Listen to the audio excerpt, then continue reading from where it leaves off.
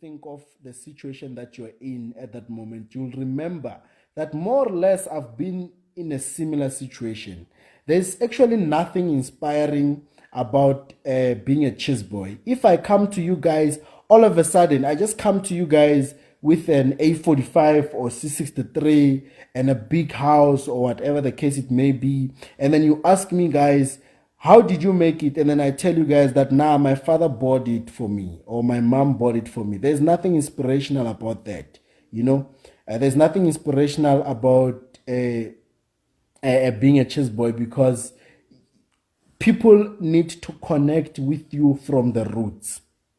That's why even today, I have my day one niggas. I have people whom I know, regardless of what the media says about me, they will always stand with me. Do you know why? It's because they know the 2016 me and they know the 2020 me. Now, the ones who are attacking are people who just randomly see a post on social media. They don't really know who I am, where I come from. But I can reassure you, I'm nothing related to a chess boy. I know almost each and every condition concerning poverty that you are experiencing right now. Trust me. And I've taken myself out of this situation without having a sponsor. You know, so what I mean is that you asking help from people and them not helping you is no excuse for you not to be successful. You can just keep on pushing. Your time will come. The only problem with how God operates is that you never really know when exactly is your time. You just keep on pushing, you know, and whatever you do, people will never stop talking. Whether it's good or bad, they will never, ever stop talking. You know what I'm saying? But nonetheless, thank you guys for watching me today. And people are saying new car. I don't have a new car. Sometimes you must just go to the garage, take pictures and post just to provoke your enemies. And I did so, and then they were provoked. You know, I don't have a new car, but I'm gonna say what I say. If you believe that I'm real, I'm real. If you believe that I'm a scam, I'm a scam. Whatever that you believe about me is true, right? Now I'm trying to program you guys into believing what you believe. If you believe I've bought a car, I've bought a car. If you believe I didn't buy a car, I didn't buy a car. If you believe I'm renting cars, I'm renting cars. Believe whatever. Believe that makes you sleep at night. Then I will live my life. That's the only way for me to live my life in peace. Like, understand? So you believe whatever that you want to believe. I'm okay with it. So those who believe I've bought a car, I've bought a car. Those who believe I've rented, I've rented. Those who believe I don't have anything, I'm poor, I'm poor.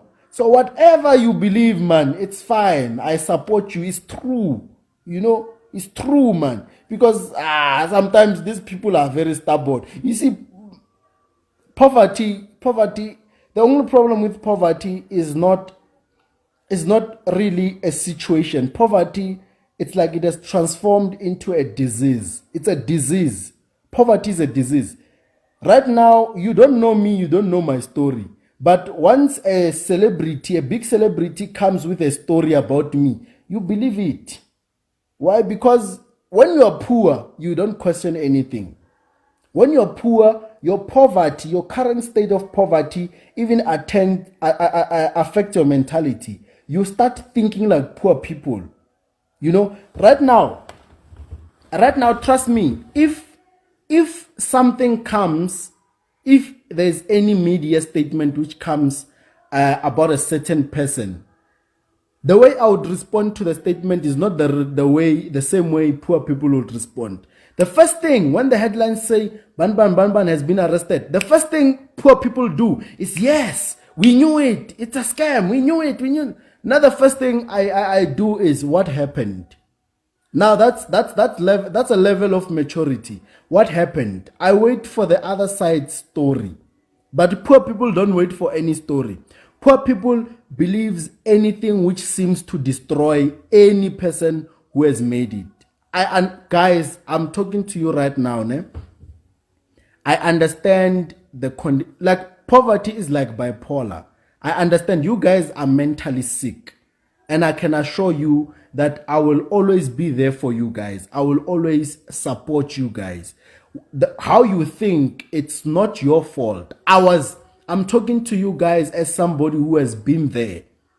I used to hate successful people.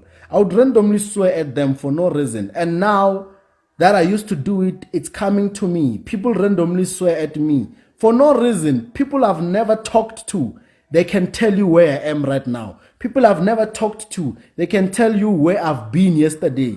You know, it's funny. People who don't know me talk about me like they know me. I can assure you, guys, I know the condition that you're in. I will continue praying for you guys. It's not, you don't know what you're doing. You don't know what you're doing. I will continue praying for you because I was once one of you guys. Once you get successful one day, you will be on the other side of the fence. That's when you'll actually see that, oh fuck, I was actually sick. I was mentally sick. You know, success changes everything about how you think. It changes everything about how you think. How you view a hustler is not how I view a hustler. The same person you would call a fraudster or a scammer or a what. Not to me, I see a hustler. Marawena, because poverty, it's a disease. I will pray for you guys. I will pray for you guys because I can't let you guys like live like this because I was once like you. So understand, I'm not trying to be better than you guys, but I was once one of you guys. So I know the situation that you're going through. But one day, when you make it, you'll get to think different. You'll get to think smart.